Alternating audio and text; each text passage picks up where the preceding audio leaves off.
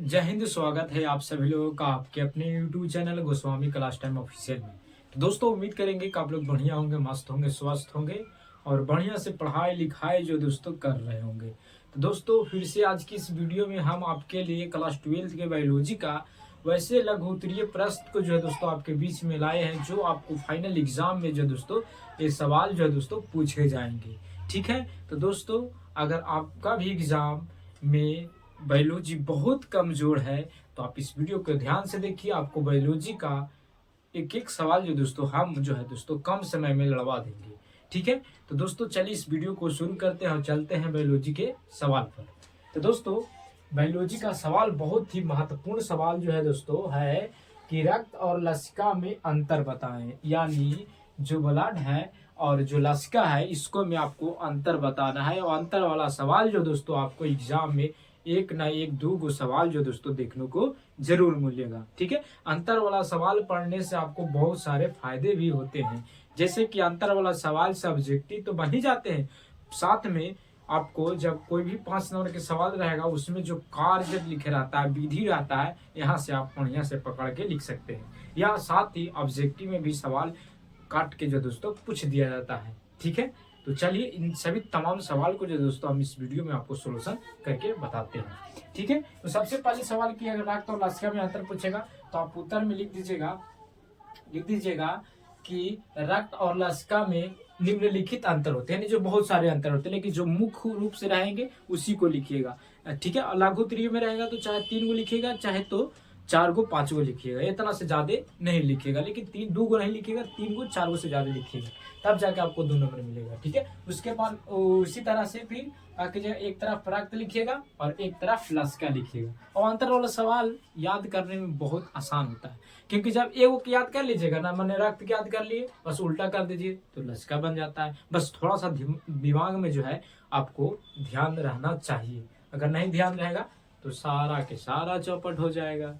ठीक है, तो चलिए शुरू करते हैं और समझते हैं। रक्त के पहला अंतर है कि यह लाल रंग का होता है। यानी रक्त जो होता है वो कैसा होता है? लाल रंग का होता है। अच्छा बताइएगा कि ब्लड में ब्लड लाल क्यों दिखाई देता है? तो हीमोग्लोबिन के कारण। तो यहाँ से एक ऑब्जेक्टिव पूछेगा कि रक्त लाल क्यों दिखाई देता है? तो हीमोग्लोबिन के कारण। ठीक है, बस इसका उल्टा कर दीजिए। लसिका में क्या है? तो यह रंगहीन होता है।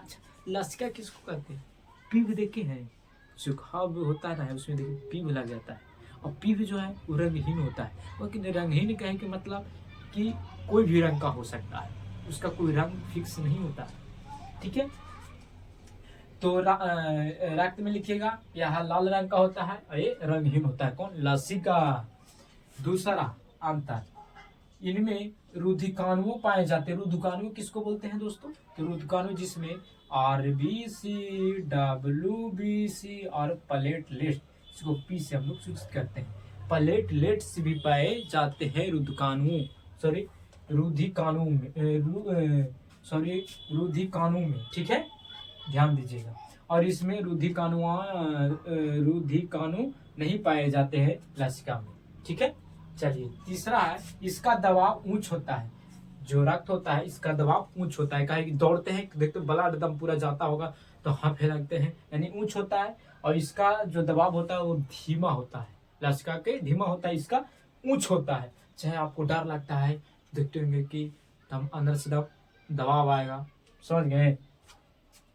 अच्छा, चौथा, यह धमनी शिरा में होता है। यानी धमनी शिरा जो नस होता है उसमें होता है, लेकिन इसमें लसिका वाहिकाओं में बहता है। ये सिर्फ इसका एक नली है, लसिका उसी में बहता है, लेकिन ये धमनी और शिरा में बहता है। जब धमनी और शिरा का नस कट जाता है, कोई कहता ना है कि काट लेंगे, यहाँ पर काटता है, यानी धमनी और शिरा के नस कट जाएगा तो आदमी मर जाएगा।